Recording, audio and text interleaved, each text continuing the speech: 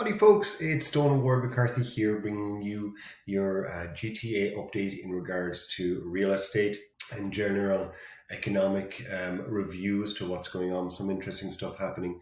This is of course is for looking back at the month of October. I guess the biggest headline we've seen in the economy in the last little while is that in Canada, our CPI index, our consumer price index, rose the fastest it has ever risen since 2003. So we're definitely going to see some inflation step into the market. We'll be keeping you updated on that over the coming months. Anyways, let's dig into what's happening in the Greater Toronto area. So again, if you're watching my videos monthly, you know, the Toronto Real Estate Board release stats, which look at, you know, the year over year numbers, which I don't tend to, you know, it's good, it's great, but sometimes the year previously could be an anomaly. Last year was definitely an anomaly for real estate and other things. But anyway, so when you look at sales down 7%, new listings, which is supply, down 34%, active listings down 55%. The only thing we see a positive number there is in the average price growth of about 19.3%. What I like to do is look at what's happening month over month, because we can see more closely then what's happening. And what we're also going to take a peek at today is every week I have my staff pull up absorption rates, and they're also a very good indicator and give us some idea as to where our market is going. So anyways, let's look into our housing charts. So here we go. Here is reflective of, yes, year over year, because you've got the last 4 years of data.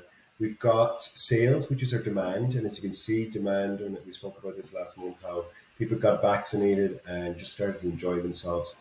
So demand went down throughout the summer, and then coming back into September, we started to see that demand increase again. Now, last month, when I look at the stats, our supply increased in October from September. Our demand increased 8%. Interestingly, last month, the supply increased to 27% from August to September, but it dropped down again by 13% for October. So how did that impact prices? Well, so here we go. Prices were up. The average real estate price is now 1.155. That's for all products together, residential, condos and houses, etc.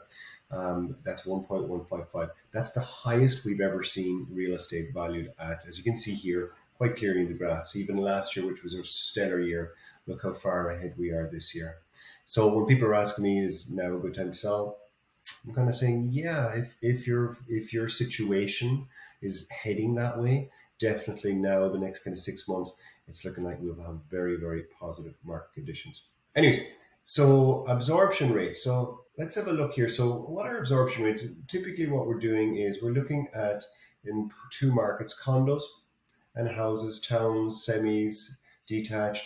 We're looking at what sold in the last week. Okay, we're then looking at what's currently available at that moment that we take these stats, and that gives, we divide one into the other, and that gives us an indicator as to how many weeks of supply that we have in the market. And if that parameter starts to increase, our supply increases, so maybe we've got some price adjustments, and equally if it decreases, you know what happens there.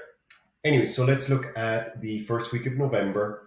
So in the condo market, we have 8.66 weeks of supply, or weeks of inventory. And in the housing market, we have 4.33 weeks of inventory. So quite low there on both fronts, which of course is why we're keeping our house prices higher. Again, the problem is our supply in this both in GTA and in the country. So there you have it, folks. There's my economic update in regards to the GTA for October of 2021. Do reach out to us if you need anything at all. We're here for you. Donald Ward McCarthy, 311 Realty Group, over and out. Ciao.